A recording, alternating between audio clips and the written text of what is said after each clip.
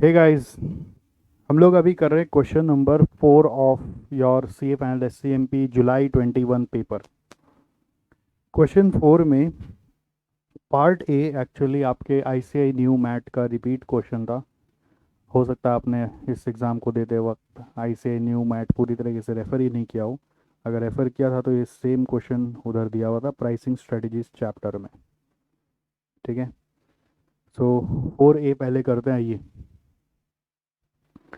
INS Insurance offers a wide range of insurance covers for individuals, including a comprehensive range of term insurance products. It is planning to introduce the following changes: option of paying insurance premium in installments, monthly, quarterly, or half yearly, as well as annually. INS adds a surcharge of rupees 50 per payment if the customers choose a mode other than annual payment. Okay. So INS क्या करता है, surcharge add कर देता है ₹50 के हिसाब से अगर कोई भी एनुअल से अदर देन पेमेंट करेगा तो। फिर an incentive to the customers at 0.75% of the premium और ₹300 whichever is lower if the customer opts for ECS facility. To discuss whether the above incentive discount और surcharge INS intended to introduce are justified और not. तो बिल्कुल justified है। जैसे कोई भी company अपना अगर एनुअल पेमेंट के जगह कोई other than annual payment collect कर रहा है तो सरचार्ज ऐड करता है ₹50 पर पेमेंट का। जैसे बहुत जगह होता है ना, इंस्टॉलमेंट्स अगर आप दे रहे हो तो पर इंस्टॉलमेंट का रेट बढ़ा दिया जाता है। तो it is like of charge for the interest. क्यों? अगर आप डाउन पेमेंट करोगे पूरा तो अमाउंट कम लगता है, बट पार्ट बाई पार्ट जाओगे तो अमाउंट थोड़ा सा ज़्यादा देना पड़ता है, which is like a hidden interest cost. So it is also recovering the hidden interest cost of the working capital blocked by this company. And secondly, ये जो ECS फैसिलिटी के लिए वो लोग रिबेट दे रहे हैं, इंसेंटिव दे रहे हैं। जैसे आपका CSC का अगर बिल आता है इलेक्ट्रिक सप्लाई का, उसमें आता है ऑनलाइन पेमेंट करोगे तो थोड़ा सा कम लगेगा, अदरवाइज़ इतना रुपया लगेगा। तो उससे क्या होता है, उन लोगों का वहाँ पर कलेक्शन कॉस्ट कम हो जाता है, वहाँ पे भीड़ कम हो जाता है, वहाँ पे लोड कम हो जाता है। प्लस अब आप वहाँ जाके जमा करो तो उनको ले जाके बैंक में जमा करना पड़ेगा, और आप डायरेक्ट ऑनलाइन पेमेंट कर देते हो तो उनको फ़ायदा होता है। तो it is just like a relaxation for savings in the collection cost और ट्रांजैक्शन कॉस्ट। तो दो बेनिफिट यहाँ पे मिल रहा है, उसको हम लोग पास ऑन कर रहे हैं, तो बिल्कुल जस्टिफाइड है। यही आपका यहाँ पे आंसर में लिखा हुआ है। ठीक है, आप देखिए यहाँ पे पार्ट ए का आंसर में पहला पार्ट में, by adding a surcharge company is recovering the cost of raising working capital. देखो, जब सेट आंसर पढ़ते हो ना तो जो भी आपका इटैलिक्स वाला फॉन्ट होता है का मतलब वो आपका आंसर में होना ही चाहिए। और उसके अलावा सेकंड केस में हम लोगों का ECS फैसिलिटी के कारण it is reducing the transaction cost for the firm, so savings of this cost is justification for the incentives. आप यहाँ पे ये भी बोल देंगे recovering the cost of raising working capital which is just like interest cost भी आप use कर सकते हैं टर्म। और दूसरा, इंटरेस्ट कॉस्ट सेव्ड को पास ऑन किया जा रहा है। और दूसरा, अगर आप एनुअल पेमेंट करते हो तो वन ट्रांजैक्शन का कॉस्ट है तो उसका भी सेविंग्स हो रहा है, वो ECS में भी आपको बता देना है। तो बेसिकली इसका पूरा मार्क्स उठाने के लिए आपको तीन बातें बतानी है। एक ये वाला वर्किंग कैपिटल को लेकर, और दूसरा पॉइंट आपको बताना है वन रिसीविंग ट्रांजैक्शन, और तीसरा ECS के कारण सेविंग्स इन ट्रांजैक्शन कॉस्ट हो रहा है जो जस्टिफाई कर रहा है इंसेंटिव देना। हो गया। तो ये सिंस एग्जिस्टिंग क्वेश्चन बैंक में से था ICAI का तो ऑफ कोर्स इसमें कुछ भी ट्विस्ट नहीं था। तो ओके, तो this question was from ICAI new mat. अगर आप वो नहीं पढ़ के गए थे एग्जाम में तो आपको दिक्कत हुआ होगा, इसलिए हमेशा सजेस्टेड रहता है कि ICAI जो जो दे रहा है सब कुछ अच्छे से पढ़ के जाना चाहिए। नेक्स्ट, ABC एंड एसोसिएट्स, ये वाला जो क्वेश्चन है ये नया क्वेश्चन है वैल्यू चेन का। इस तरह का क्वेश्चन हम लोगों का पहले नहीं किया हुआ, बट ये ओल्ड सिलेबस में ऐसा एक क्वेश्चन हमेशा आता था। ठीक है, ये वैल्यू चेन का क्वेश्चन है, this is the question for value chain. This is the question for value chain, और ये हमेशा एग्ज़ाम में आता ही था पहले ओल्ड सिलेबस में। अभी इस तरह का एक क्वेश्चन जुलाई 21 में पूछा है, आरटीपी में भी पूछा है और एमटीपी में भी पूछा है। तो आप ये समझ लीजिए आने वाला जो एग्ज़ाम्स है उसमें इस तरह का एक क्वेश्चन तो रहेगा ही, 5 मार्क का या 8 मार्क का कुछ ना कुछ रहेगा, जिसमें आपका बस कंसेप्ट टेस्ट कर रहा है, थ्योरी लिखना नहीं पड़ रहा है, आपको कंसेप्चुअली बताना है कि आपका एप्लीकेशन आप कर पा रहे हो कि नहीं कर पा रहे हो।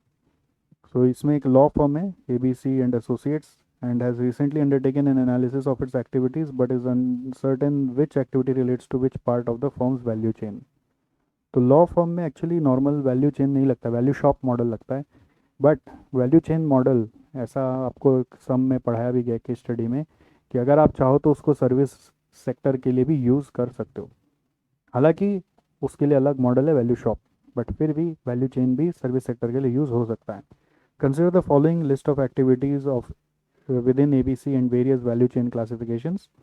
इसमें अपने पास 4 एक्टिविटी है। Dealing with claims of negligence by customer, central control system that ensures each case is independently reviewed, attending court cases, receiving strong data from clients. और उसमें वैल्यू चेन के हिसाब से क्लासिफिकेशन करना है आपको, inbound logistics, service, infrastructure, operations, कौन सा किस में जाएगा। ठीक है, तो dealing with claims of negligence by customer service का पार्ट है, क्योंकि ये आफ्टर सेल सर्विस है। नेग्लिजेंस बाय कस्टमर के कारण आपका जो क्लेम्स है वो आप हैंडल कर रहे हो। Claims of negligence by customer, इसका मतलब ये समझना कि आपने कस्टमर को ठीक से सर्विस नहीं दिया इसलिए कस्टमर क्लेम कर रहा है, इसका मतलब ये समझना चाहिए। Dealing with claims of negligence by customer मतलब कस्टमर क्लेम कर रहा है कि हम लोगों ने नेग्लिजेंस कर दिया था और हम उसको डील कर रहे हैं, तो ये आफ्टर सेल सर्विस का पार्ट है, ये टू से लिंक होगा। Central control system that ensures each case is independently reviewed, तो कंट्रोल सिस्टम है और ईच केस सही तरीके से रिव्यू हुआ है कि नहीं, ये इंफ्रास्ट्रक्चर का पार्ट है। सिस्टम, कंट्रोल सिस्टम, सॉफ्टवेयर और या फिर जगह, ये सब इंफ्रास्ट्रक्चर का पार्ट है। अटेंडिंग कोर्ट केसेस, ये ऑपरेशंस है, लॉ फर्म का यही ऑपरेशंस होता है। और receiving strong data from the clients, this is inbound logistics which is going to help to prepare the case, तो it's like an input from the client. So पहला question है 1 mark के लिए, डिफाइन वैल्यू चेन, तो value chain का definition लिखना है। और second, identify which activity relates to which dimension by pairing the appropriate letter and number. बस आपको A के साथ 2, B के साथ 3, C के साथ 4, D के साथ 1। इन जनरल अगर आप इंस्टीट्यूट का स्किल वर्क देखेंगे ना, तो आइडेंटिफाई के साथ वो लोग रीजंस भी जनरली बोलता है कि कोट करो, बट यहाँ पे क्लियरली लिख दिया by pairing the appropriate letter and number, तो 1-1 मार्क का एक है। रीजंस का जरूरत नहीं है, इंस्टीट्यूट ने बिना रीज़न के लिखे भी मार्क्स दिया, बट सॉल्यूशन में यहाँ पर रीजंस भी बताया है।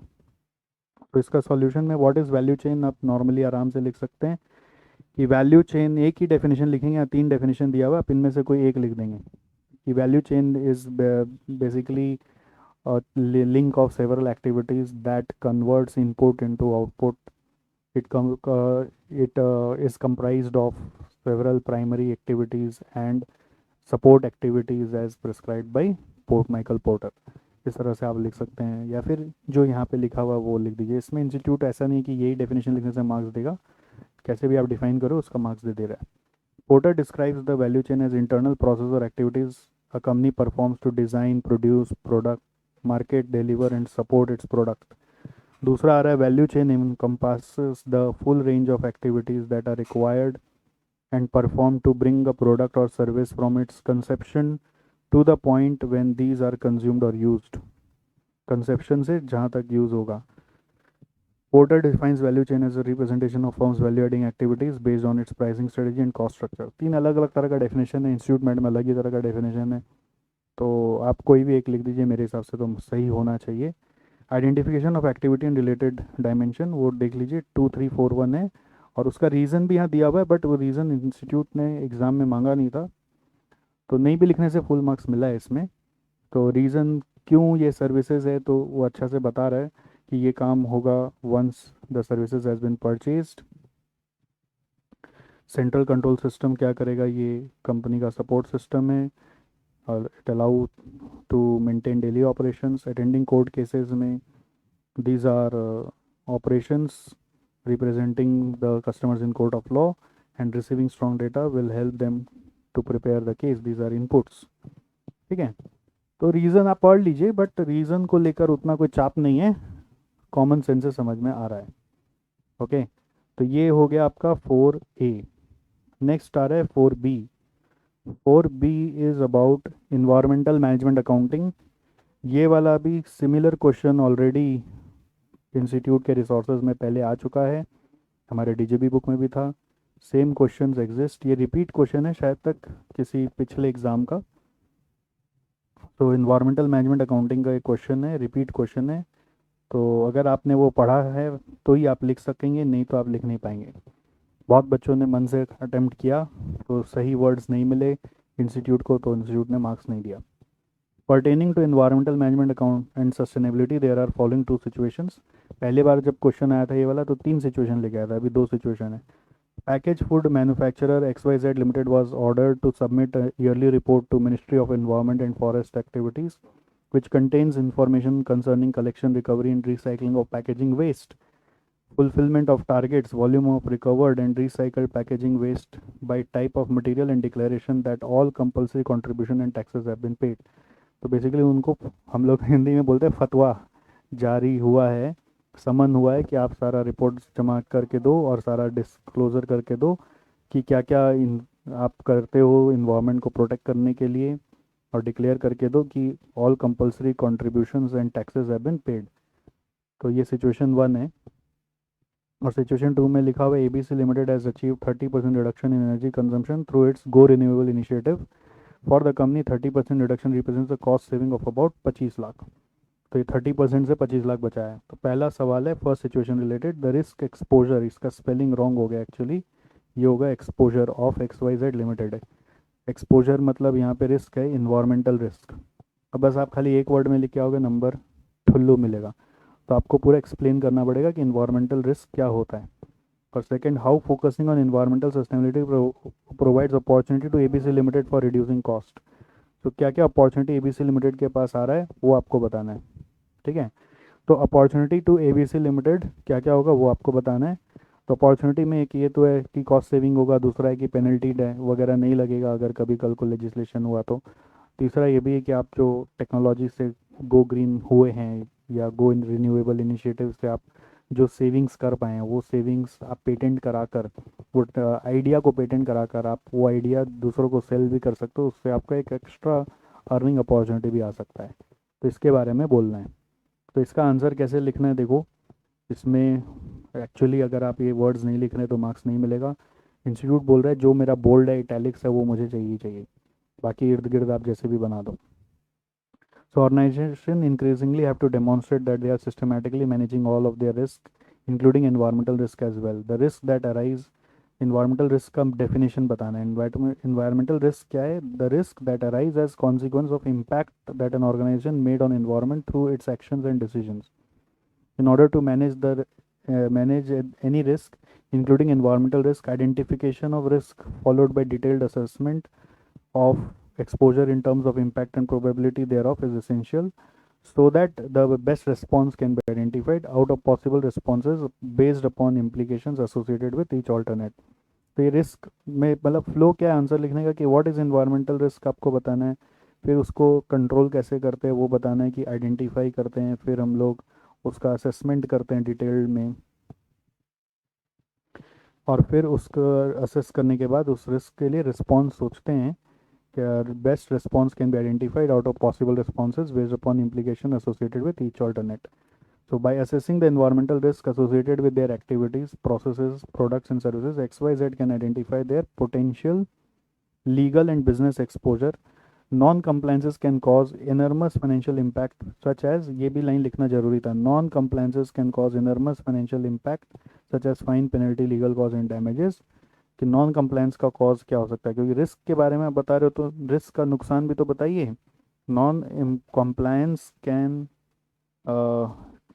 नॉन कंप्लायंस कैन कॉज, ठीक है, या नॉन कंप्लायंस का कॉन्सिक्वेंसेज आपको बताना है। 10 XYZ is expose to environmental risk. बहुत बच्चों ने खाली एक लाइन लिखा एनवायरमेंटल रिस्क, वो नहीं लिख पाए, याद नहीं रख पाए कि क्या क्या आइडेंटिफाई करना है। इसलिए हमेशा आप लोग को बताया जा रहा है कि आप पढ़ते समय ये सब पॉइंट्स आइडेंटिफाई करके रखिए, और ये सबको जब मल्टीपल टाइम्स पढ़ेंगे तो आपका काम बनेगा।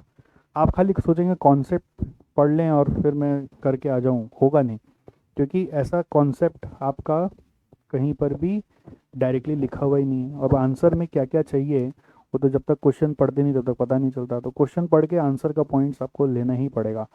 और एग्ज़ाम में 100% नया नहीं आता, 20-30% या 40% तक नया आ जाएगा, तो 60% जो सेम आता है उसमें 60 में ज़्यादा से ज़्यादा स्कोर करना चाहिए, जो 40 है उसमें तो रिस्क लेना ही है।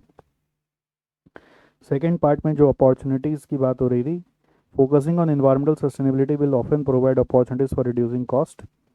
और क्या क्या अपॉर्चुनिटी आ सकता है, for example reducing carbon impact often results in lower energy consumption and save the energy cost.